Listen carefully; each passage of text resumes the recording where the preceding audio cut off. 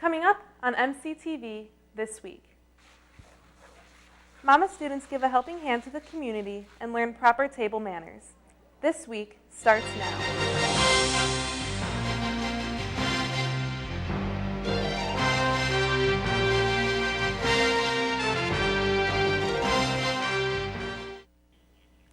Hello and welcome to MCTV this week. For Cameron Line, I'm Tori Philbin. Thanks for joining us.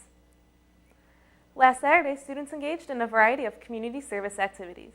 Several MC students, including those affiliated with Greek Life and other student organizations, participated in Saturday of Service, which gave them the opportunity to volunteer at many areas of the Monmouth community. If we help the community, it's a great way to give back, and we also bond with each other, and we also can give back. And we are really fortunate to be in college, so it's kind of nice to get out of our little bubble and see what's going on in the community and be a little more active. You really get to connect with the community in ways that you might not just staying on campus, and you get to learn about what giving back is really all about and why it's important to give back to others, because maybe someday you'll be in a position where you need someone to help you. Each group was designated a certain location, such as at Senior Citizen Homes, County Market, Rainbow Riders, Maple City Recycling, and the Warren County Public Library. Students took part in many service projects, ranging from making crafts and providing meals for children in the Monmouth-Roseville School District. One of the particular Saturday of Service projects was preparing the horses for the cold winter by washing horse blankets, putting saddles away, and cleaning the tarp to store the hay supply. We're so dependent on volunteers, and getting ready for winter, it's hugely helpful to a program like this, to have you guys come out and help with community service. I think there's a learning process that goes with that. We actually train young volunteers here, 8 to 11-year-olds. We have a special program for them, helping them understand the responsibility and commitment and teamwork and, all of those good things that go into volunteering. And Gadi also mentioned some of the future projects that need to be done to the center. That whole brown fence line down there is going to be needed to be done this year. It's been 5 years, and it's ready to be done again. So there'll be a tremendous amount of painting. The barn needs to be scraped and painted. So there's a huge amount of that kind of work. As far as setup is concerned, we'll be putting in a garden, and we can certainly need help with that. And I've already talked to some of the garden crew, the Monmouth College garden crew, to see if maybe they could help us work with that. Besides Saturday of Service, there are other ways that students can engage in community service activities. Look out for community service projects, because every organization that I belong to pretty much tries to go out and do things in the community, and they're always looking for help. So even if you just get bored one weekend and want to go to the library or to the recycling center and help out, they're looking for it. If you would like to get involved in giving back to the Monmouth community, you can attend the next Rotaract meeting this Thursday at 6 in the Underground Cafe. You can also contact Rainbow Riders at 309-734-4849 to learn more about the volunteer program. On Friday night, Alpha Xi Delta hosted the event Touched by an Angel. The main goal of the event was to highlight the issue of domestic abuse and to promote healthy relationships. Touched by an Angel had performances from the Scotsmen, Sassy Lassies, Colorful Voices of Praise, and many other volunteers from campus. Performers sang, danced, and recited poems, all in an effort to raise awareness of prevention against mental and physical abuse.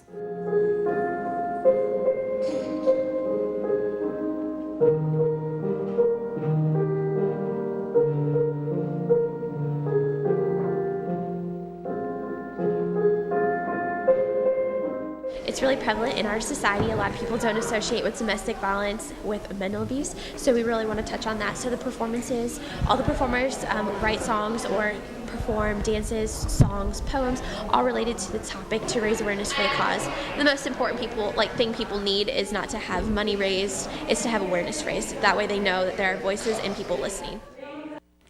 Touched by an Angel will be followed by a self-defense workshop program on Saturday, November 17th in the Huff Athletic Center. To register, you can email wellness@monmouthcollege.edu. Last week, students got the opportunity to learn proper social and dining etiquette. Liz Bachman, owner of Everyday Etiquette, showed students what is acceptable behavior in the business world. According to Bachman, 85% of success is based on a person's ability to build relationships. And if you look at the way in which we build relationships, especially in the business world, we build our relationships over food. And so these skills that the students are going to learn this evening are everyday skills. And what we have found, what is common sense to one is not necessarily common sense to everyone.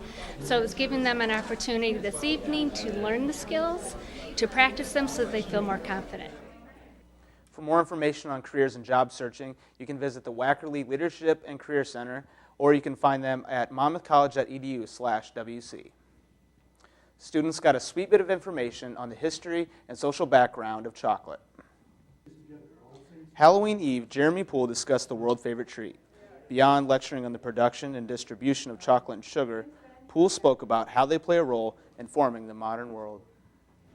And so you get both sides going there.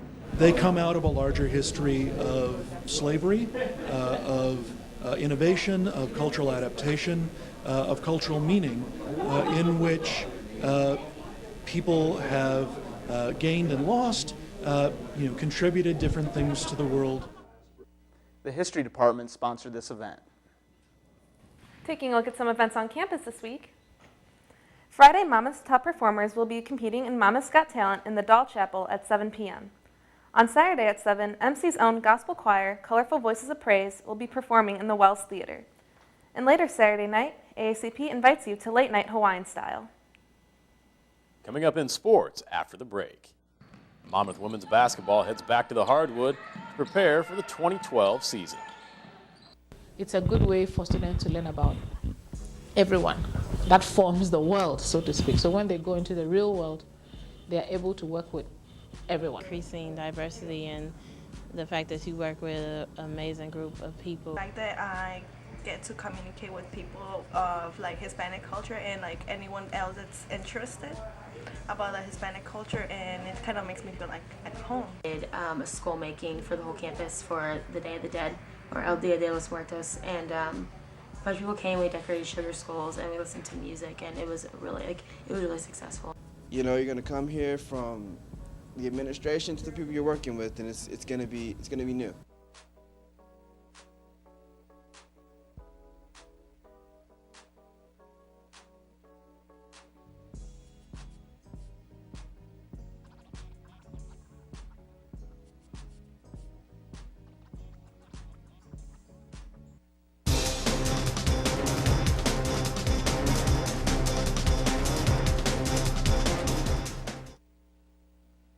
After a Midwest Conference tournament crown a year ago, Monmouth Women's Hoops looks to take the next step forward in 2012. David Beidel has more. Will play host to 13 women's basketball home games this season, but it all starts with practice. The Fighting Scots went 16-10 overall last year, winning the Midwest Conference tournament and receiving a bid to the Big Dance for the first time in school history. Head coach Melissa Bittner, who was named the Midwest Conference Coach of the Year last season, will rely on that experience to help her team repeat as conference tournament champions. I think that we'll rely on our experience quite a bit, that we've got a really steady post group that returns. Zipporah Williams and Marla Willard are two of the best post players in the Midwest Conference. You know, they were last season, and we're expecting a lot out of them again this season. So we're hoping that they really set the bar high, and the Midwest Conference needs to watch out. Senior forward Zipporah Williams and junior forward Marla Willard led the team in rebounds for the past 3 years and are looking to do the same this season. However, size will be a factor with this year's team, but Coach Bittner says she will rely on other strengths to make this team successful. I would describe this team as athletic.